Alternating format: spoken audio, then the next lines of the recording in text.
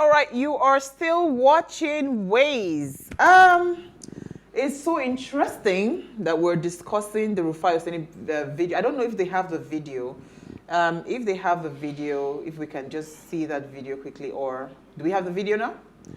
For Rufai Oseni, because I mean everybody knows Twitter was on fire. Yes. Twitterians, Rufy the fire, and it was as if the officials were happy to have him as a scapegoat. Absolutely, they were really on him. So in a post on Twitter, broadcast journalist Rufai Oseni posted on Monday alleging that a police officer pointed a gun at him while trying to enforce a traffic infraction. He said he offered to pay for the infraction, but the police was hell-bent on forcefully collecting my keys and pointing a gun at me. That's according to him. So according to an article published on the Business Day platform in Nigeria, they said that the authority are the supreme lawbreakers. By giving examples of lawlessness, they socialize the rest of the society in disobedience. Lawlessness is everywhere. So from politicians with who rig elections to judges who pervert justice, from clerics who exploit the congregation to those who promote violence, from universities leaders who cheat to teachers who sleep with their students. The message is the same. The law is meaningless. Now, a lot of Nigerians complain about government not doing the right thing while constantly flaunting the rules in so many ways, especially when it comes to road usage, right? Now, today we're asking, can Nigerians really do away with lawlessness? Now, please, let's hear what you have to say. Remember, you can join the conversation. Send us an SMS or WhatsApp, 081-803-8463. You can also tweet at us at PlusTvAfrica1 with hashtag WasteShow. So before we go on to the conversation, I think we have the video of his the later live he did earlier today. So maybe just watch this and we'll come back to you. Hi, everybody.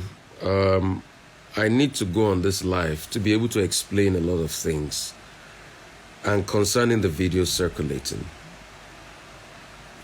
And I would like, a lot of people to come in and join this live. And I would like for you just to listen to me as I explain my part. It's been an ordeal since yesterday. And for me, I like to say things the way they are. I am not somebody to lie. I stand for integrity and I stand for the truth, and I will say it, come what may. What happened yesterday, because me and the police official went through the place where the BRT lane incident happened. And when we got there today,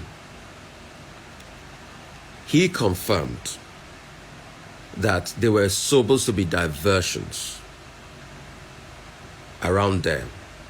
And I showed him where the thing happened before we made settlements. What happened yesterday, my car was taken. The policeman got into my car, got his gun in my car, pointed at me.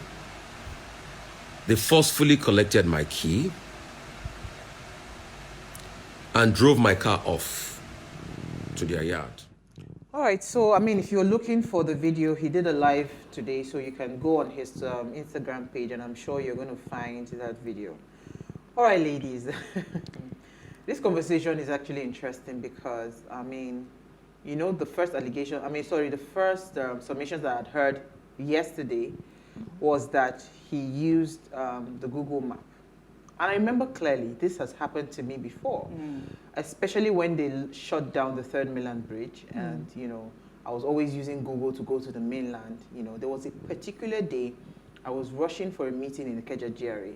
And by the time I put it on the map, of course, it tells you the shortest route to take. And by the time I was going, it took me through, in fact, after that day, I started warning Google. If Google tells me go right, I go left. Because it took me through the Balogun market, right? Like trying to boycott whatever the traffic was, because it was mad traffic that day.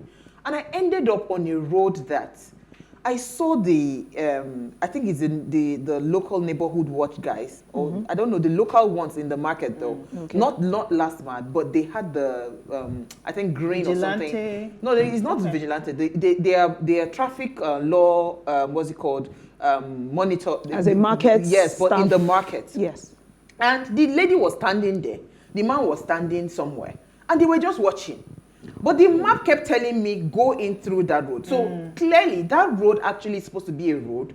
But unfortunately, the market has come and, completely Consumed taken it. over that road. And Google is not updated to that point, Yes. right? That it tells me this is where I can take through.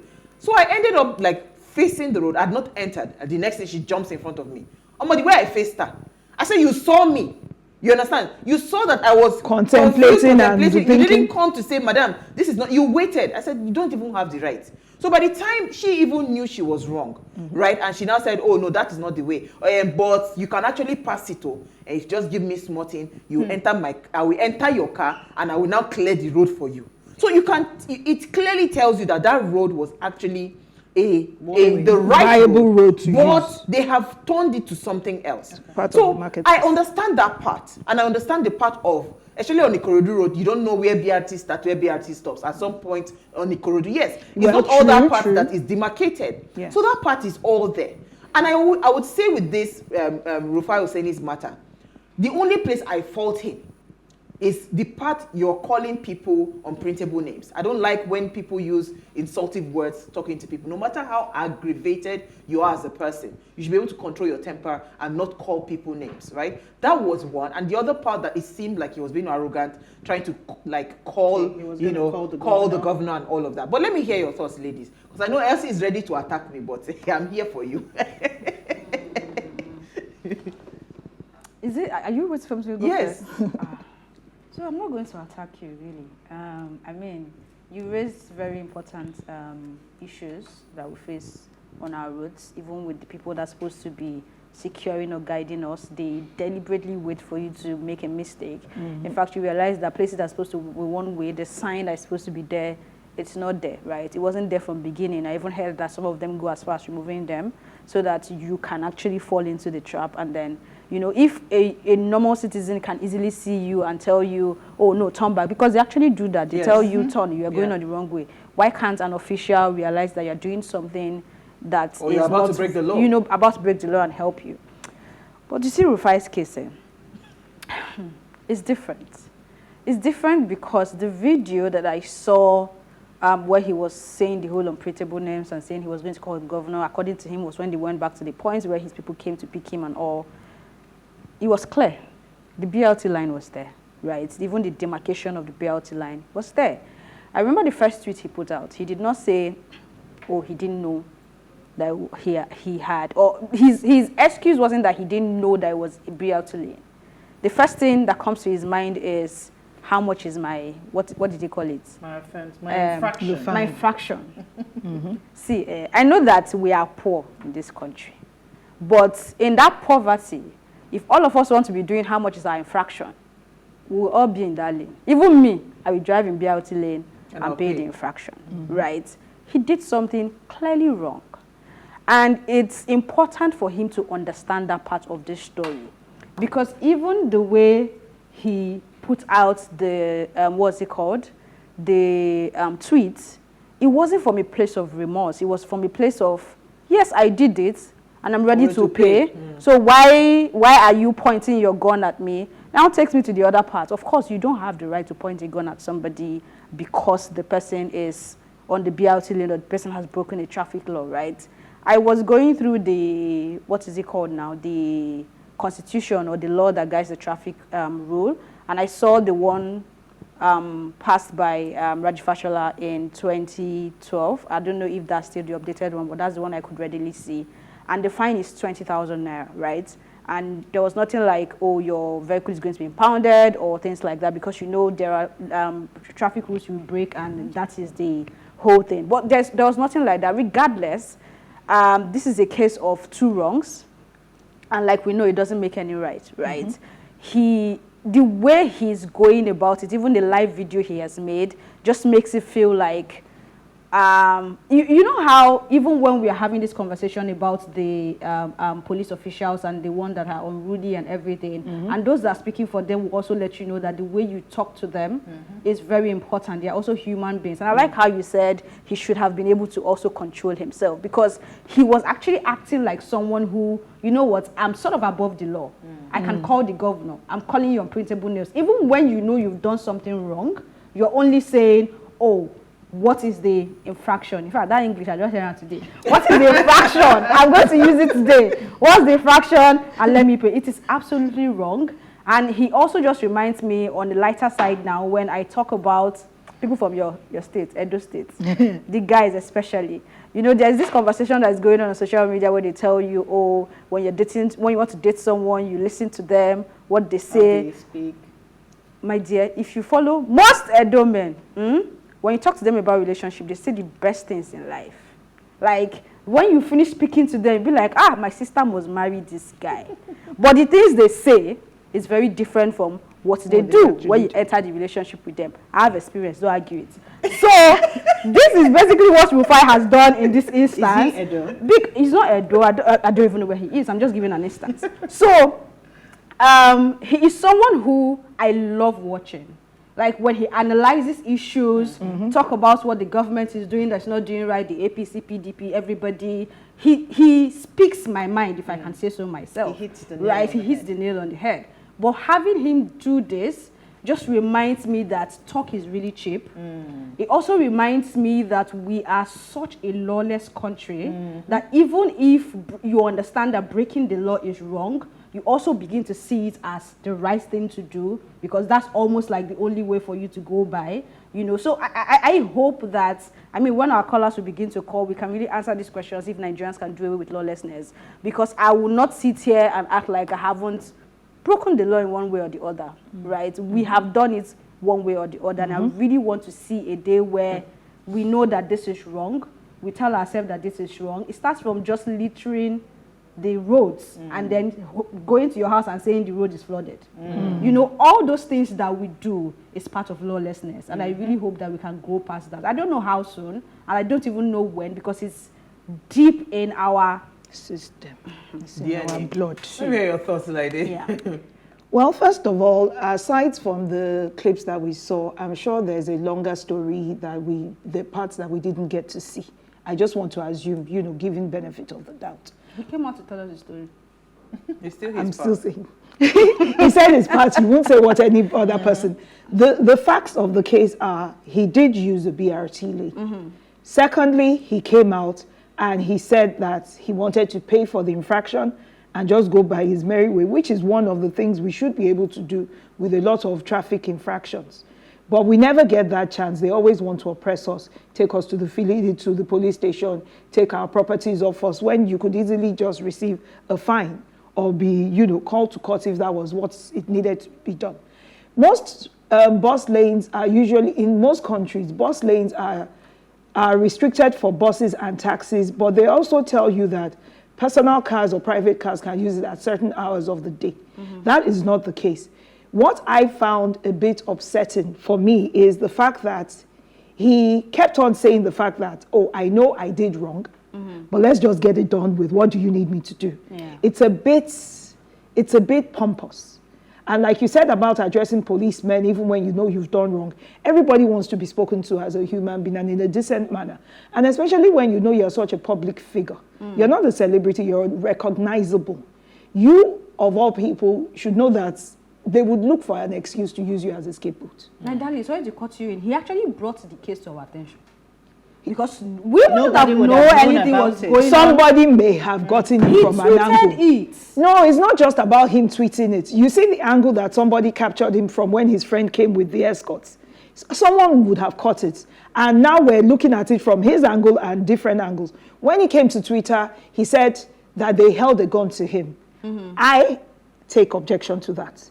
For a traffic offense, I mean, I would not want to face a gun just because I did something so minutely wrong. It's not a criminal offense. So for that alone, I stand on his side. But the pompous statements he made, and then the carrying on over and over again about, oh, doing the live and saying, "No, let me speak on the side of truth." You did something wrong, mister. Please stop going on and on about acting as if you did something justifiable. It's not justifiable. You are recognizable and you feel the need that you can call the governor. What about the person that can't call a governor or call anybody or call a friend to bring escorts to come and meet them? What is their fate? So what you should have done is calmly spoken to the policeman that, "Look, sir, I know I have done something wrong, but Google led me here. I'm not arguing with you. I'm in a hurry to go wherever. Is there something I can do to let you know that I'm ready to make amends?"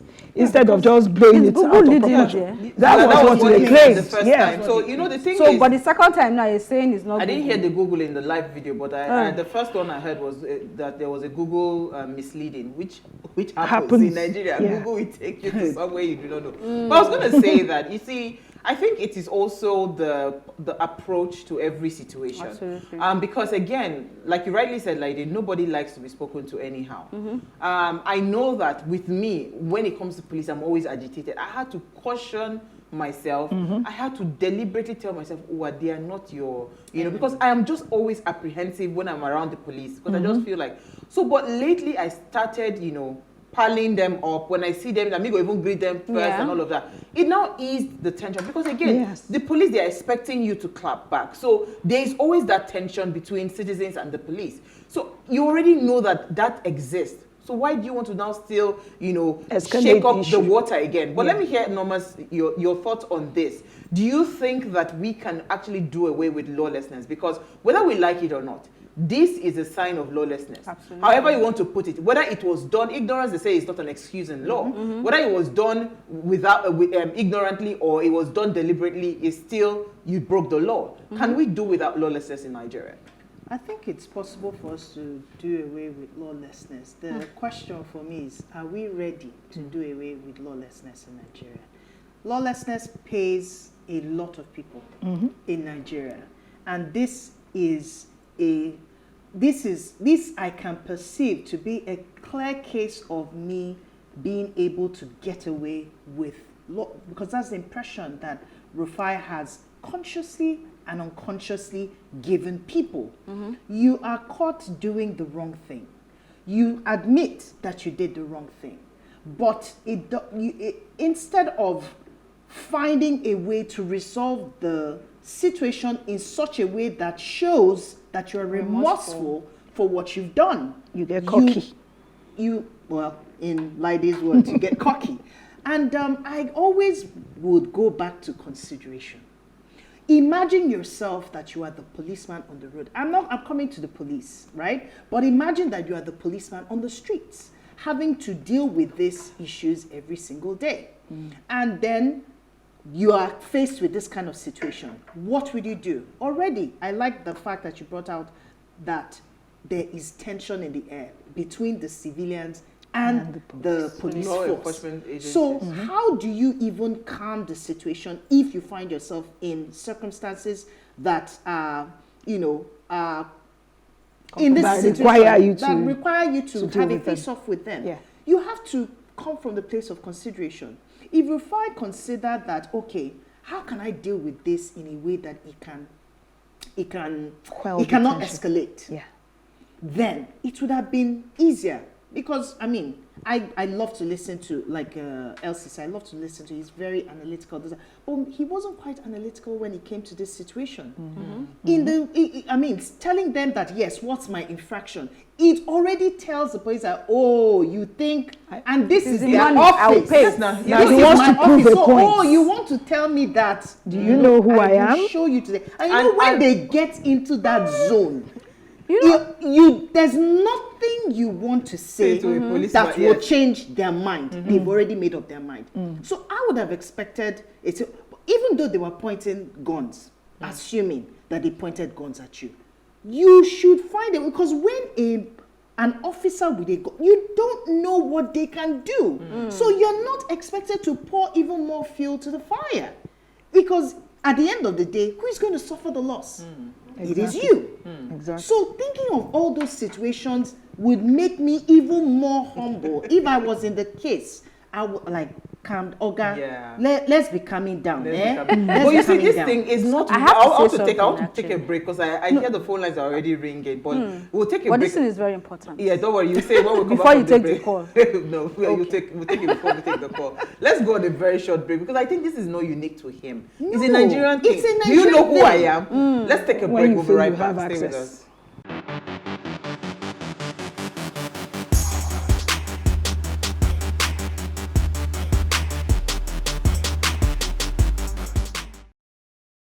All right, thanks for staying with us. Now, if you just tuned in, it's our ladies' night out, and we are asking the questions: can Nigerians do away with lawlessness? That's the conversation. Remember, you can join the conversation. Send us an SMS or WhatsApp to 081-803-4663. You can also tweet at us at PlusTvAfrica1 with the hashtag WayShow. Our phone line is now open. The number to call is 0702500749. Remember the rules. Turn off the volume of your television set so we can hear ourselves. Elsie, you wanted to say something? So while she was speaking, she reminded me of what he said, which was that there were other people who That were had doing exactly. it, right? Yes. It also makes me feel like, I mean, I'm not there, but this is what I'm getting from every information he has even put out there himself. Whatever made those people point guns at you, I have a very strong feeling that he caused it to a large extent as well, because he's in a point of, what is my infraction? Let me pay. Do you think the policemen or Lasma are there with Ghana must go back and collecting, okay, you have entered BRT lane, it's 20,000 naira, put it in the pockets, let's go. That's not how it works. So you saying, oh, they pointed a gun at you, we can't even see the video, we don't know anything, they can claim not to point any gun at you at this point. What did you also say and how did you react before it got No, to so that? I can a tell very you from pompous PLC, attitude. it is this mindset of, do you know who I am? Because you see, even me, I've been tempted one time, especially when they this law enforcement agencies, they can drive you crazy. Absolutely. When the lockdown happened during COVID, that we had to be coming to the studio, you know, we were coming at night. Yeah. They had called me all sorts of names. They called me a prostitute. They called me everything because they felt like, what am I doing out in the night? middle of the I'm night. all made up, especially when I'm going back home. You're all made up, and they do, you know, the A word. I said, oh, They God, sell that's not the tomato. word. I said, whatever it is, I was selling tomato, my sister. You know, but I had to. But you see, where I also would try to say that this thing is a mindset thing is the fact that, okay, because I have access to the governor, I had to call the PRO of police, you know, to please help me speak to the DPO at that particular checkpoint, you know. So because it was almost like they were high on something, because it was every single car, they were making money on that road. Because everybody that violated, they'll just pack you 50,000 here, 80K, 20,000 here. yeah. They were making so much money. So it seemed like, this was a lucrative business. So even for the people that genuinely needed to be on the roads, we were suffering the brunt of all of those Absolutely. things. And you So were not ready to pay for your infraction. I cannot, it is not an infraction, my darling. I was working. It was not an infraction. Infraction, It get them. brings me to the area of the police, right? And I think this cuts across both civilians and lawmakers or the law enforcement agencies. We have a sense of lawlessness in Nigeria. So the law enforcement agencies are creating, also they have a fault in that regard. They create An avenue. situations where you fall into the trap, so that, and this is not, it's not genuine. Because if you are creating a situation where people can, you know that this is obviously like what happened to you at the market, that this is obviously a one-way, you should be able to, I hear of cases of people even removing the signpost. Oh, yes, I actually hiding it at the mentioned it back now. of a tree, Yes. and telling you know see post. Let me Where take is it? Benga. It's terrible. I'll tell you another one. Benga, you're live, Lagos. Thank you for calling. Thank you so much. Hi. You guys are doing a lot. Thank you. Yeah. For me, dealing with these guys is not as easy as you guys probably think. You make a mistake, you admit to making a mistake.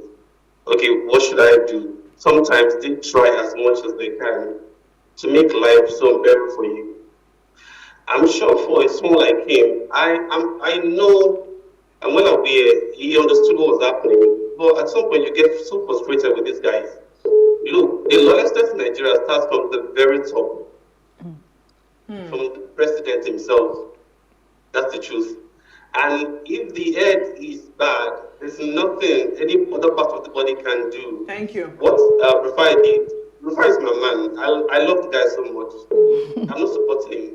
But the truth is, like you said the other time, the lady, I don't know what to call you, the I don't know what to call you. Like when somebody knows what you want to do, you want to make a turn to a direction that is wrong, and instead of them telling you what you want to do is wrong, go the right direction, they will make sure you get on the wrong lane and not stop you. Is that how to enforce laws? Are we trying to make things easier for ourselves or make things harder for ourselves as a country? Absolutely. So Thank you like so you much. guys are saying, we are all lawless. But then the law is there to correct us. Thank you so much, Benga. You see, so what he's saying is that, and this is what I said at my intro, that this lawlessness actually starts from top. So you see, this unconscious, yes, it's from top to bottom. You know, this unconscious, so we have been subconsciously conditioned to break the law. I spoke with a top security agency in Nigeria, and he was saying something about the Lagos traffic. That sometimes when it's that bad like that, these agencies, right, all these traffic control agencies, they look forward to making it extremely horrible and bad, so that all the people that are forced to go and, you know what, because you're going crazy, you then go and take the one way, then they now look for, because they're looking for returns. So this lawlessness thing is not unique to traffic issues. Yes, it is. You know, but let me take another caller. Okay. Sorry, RST from Lagos. You're live. Okay.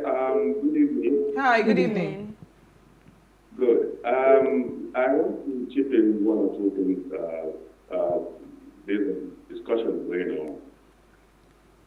I think we all have same problems in this country, and we keep blaming the government on a daily basis. But citizens of this country are really very indisciplined, and that is one of the bane of our problems. We really need some kind of reorientation to move forward in this country. We'll continue and remain like this if we don't change our attitude. True. Honestly. So please, let Nigerians change their attitudes. We are very indisciplined people, honestly. There is no point saying it didn't come from top. No, it is everywhere. Even when government wants to do anything good for us, we will still want to be lawless. Everybody drives against traffic in Lagos. One way, and we feel is the best thing to do. So please, I just want to beg us in this country, let us have a change of mind and attitude. We'll continue to remain this way. The country will not move forward. Go and mark my word until we change our attitude. Thank you. Thank you. Thank you. Like I said the other day, and I've said it a few times, war against indiscipline would have to come back as a program in Nigeria. And it is true, Nigerians enjoy the lawlessness that goes on. There's so many perks to it. And you hear that phrase, only in Nigeria, only in Nigeria. The things we get away with, and we are happy we can get away with. I know it's only because the system doesn't work and there's no consequences for when things fail. Actions, yeah. Because if things worked perfectly, for instance, if we had CCTVs on the roads and you had a traffic infraction, in other countries, nobody needs to talk to you on the road. They will send a bill to your house. They have you registered. Census is not even completely done. We don't have everybody on a database, not to be able to reach them. So the reasons why things happen is because things are not in order in the first place. There are no consequences for things that have gone wrong or we've gone wrong. So lawlessness continues. Absolutely. Let me take Daniel from Delta State. Thank you for calling. Good evening, ladies. Hi, good evening. Yes, I love this conversation and I want to contribute to it. Yes, this is one of the reasons why I actually vote for this present government. If you can remember 1983, there was this war against indiscipline. In Lagos, if you want to enter bus, you queue. Yes. You be on the line. If you go to the bank, You will be on the line to collect your money. It doesn't matter whether you are the friend to the bank manager. Then this thing was like that. It doesn't matter whether you are a police officer. Once you get to a place, orderliness, that was one of the principles of that Idiago government then. Then everything was like that until something happened and nobody cares about everything. So when this man came back again, I thought, oh, this man at least will bring some discipline into the Nigerian government system. But unfortunately, this is where we find ourselves. So until the people you call senior men or whatever you call them, until they stay on the line, respect the law, then other people will queue. If, for instance, you are in that studio now and there is something we want to collect, and I see the GM standing on the line, I will not rush. But if you are in the bank now and somebody just come and went straight to the Akacha and is passing a check, what will you do? You've been there for hours. You will make noise. Thank you. So this is my contribution. Thank you very much. Thank you Thank so you. much. Thank Good. Oh, this is actually very interesting, because there are so many angles to this conversation, right? We naturally, as Nigerians, I think we've gotten, like you rightly said, we've gotten so comfortable with having things not work so that we can also manipulate the system and get away with a lot of things, right? But how do we move away from this lawlessness, right? Where do we start from? Because we can't say that, they say change starts with you as a person, but if collectively you're trying to make a change and it seems like the people that are supposed to be the law enforcers, because the biggest breakers of these laws are actually the law enforcers. If they begin to, change that structure where they begin to obey the laws, maybe for some reason we would have some level of sanity. But let me take Devo. Hi, Devo. Hi, ladies. Hello. Permit me to take a different position. Okay, go ahead. And I want you people to critically put it out there. It seems as if there's mob action on this issue of Rufai's Infraction. what do we call it? Infraction. Offense. Yes. Okay. Now, understand that people commit infractions and offenses every day. Every day. Why are we not discussing that? Why are we not discussing the infractions the bus drivers do daily?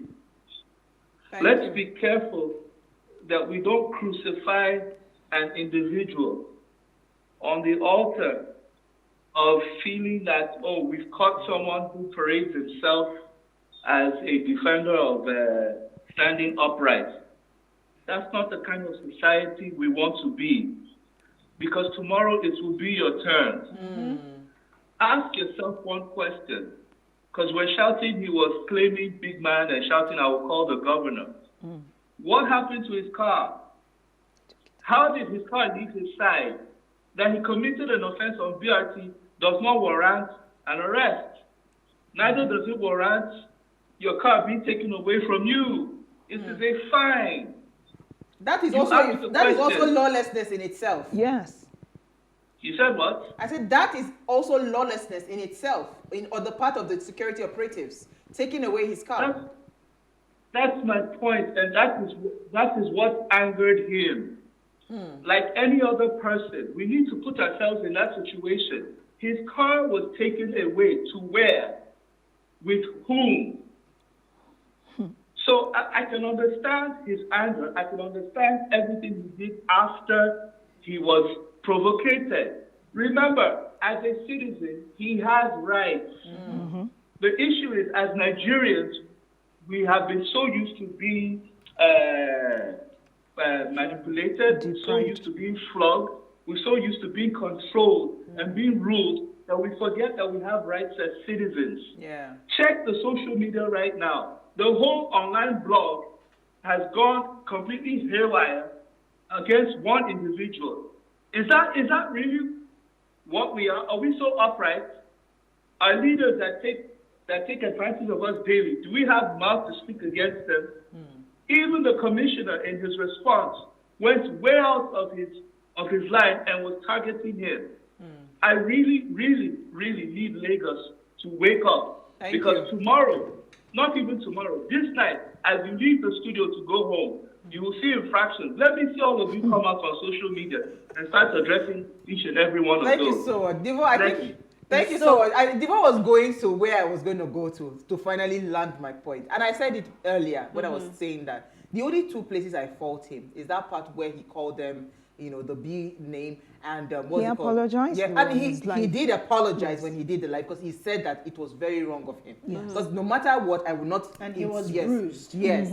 So the point I'm trying to make again, that we should not also forget that these law enforcers, most of the time, they look out for people like you that they see on TV. Show your mouth, they sharp, will show you pepper. Say, we cannot take away that fact that also happens. So the lawlessness cuts across, and it's not looking like somebody is coming out and going like, oh, I'm the one, I'm a celebrity, you can't talk to me like that, do you know who I am?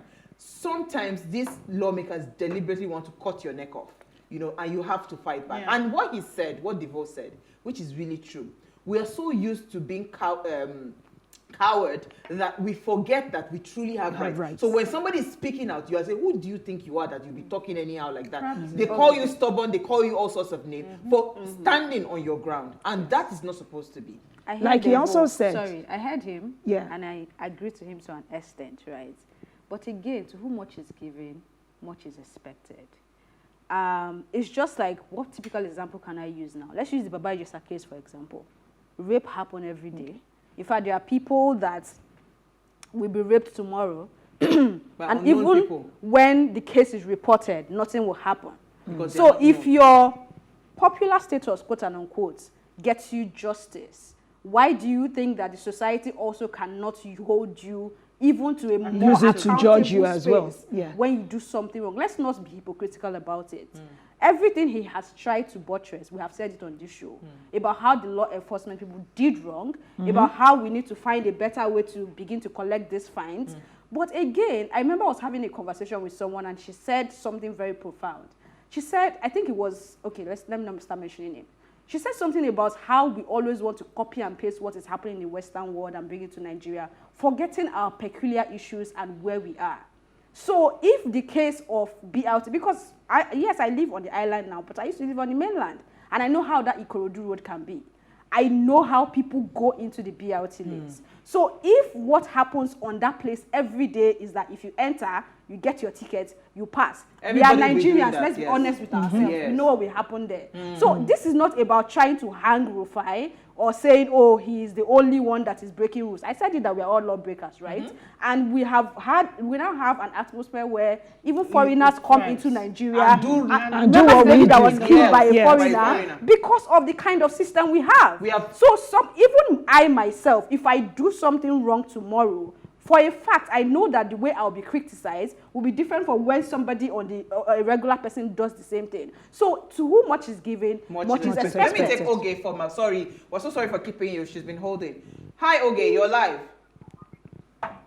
Okay, so yes, the policeman is expected to uphold the law. And then the guy asking for infraction, all of that, I guess that's like the bill for the offense, put it up and then you pay it and then everybody goes their way.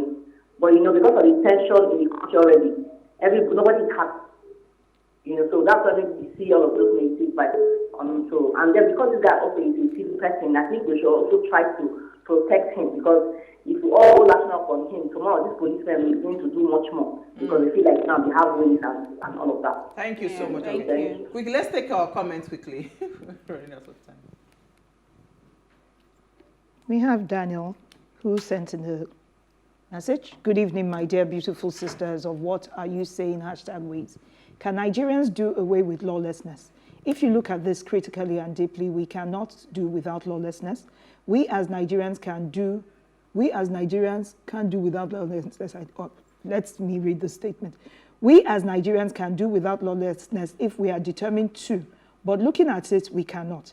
I don't know about the case of Mr. Rufai Hussaini, but he could have shown more remorse. Lawlessness is in our DNA. Our attitude has to change, and that is the key to obeying laws. We are very quick to make laws, but at the end, we fail to implement it, which is bad. The policeman on the road look for a way, or the policemen on the road look for a way to see a fault in us and take their own actions. Daniel, as usual. Thank you so much. Go ahead. This one is from Charles in Kaduna. It says, lawlessness has been so normalized in this country so bad that if you want to correct or call someone out on something bad, you'll be made to look like you are the one something is wrong with. Little wonder some Nigerians find it hard to cope with living in developed countries where the system works. We can start fixing this with our children in elementary schools, public and private cities, towns, and villages. Absolutely. Thank you, Charles. Absolutely. All right, this is anonymous, and it just says, Elsie, welcome back. I miss you too much. I miss you too, whoever you are. All right, so we just want to make a quick announcement. Our very own Milola Tiwa Online. Yes. She is now the senior special advisor to the governor of Ogun State on special duties. They put a picture for us. So congratulations to Milola Damilola Otubanjo. Yeah. She's now a senior special. I'm drinking on your behalf tonight. So we are so happy. Wait, Yes, we are moving to the promised land. Absolutely. But we're excited for her. You know, we're hoping that she's able to impact, Ogun State in this She's a very passionate woman, appointment that has been given to her. And we know she'll be able to carry on the strong values and everything that she has to be able to impact the people of Ogun State. So congratulations again, Milola Tiwa Online, our very own honorable. Now she's very much online. Well, I think we had a fantastic conversation. And this again, let's just reiterate that this is not to castigate a particular person, but to actually tell ourselves the home truth. Nigerians, as The we reality, are, we where we actually are. love to break the laws. So if we really want to change this country, then we need to start with the man in the mirror. Thank you so much. And from top to bottom. Bottom. Thank you, Norma. Thank you, Lady. Thank you, Elsie. All right, so before we go, ensure you follow us on Instagram, so PlusTvAfrica. You can interact with us further, drop a comment, and more importantly, follow all our engagements on social media. Like, share, invite your families and friends to watch and follow the conversation. If you missed today's quote, here it is again. A failed country is caused by a failed state. A failed state is caused by lawlessness. Lawlessness is caused by government officials accepting bribes to not do their job. So see you guys live at 8 p.m. tomorrow as we bring another great conversation to your screen. Enjoy.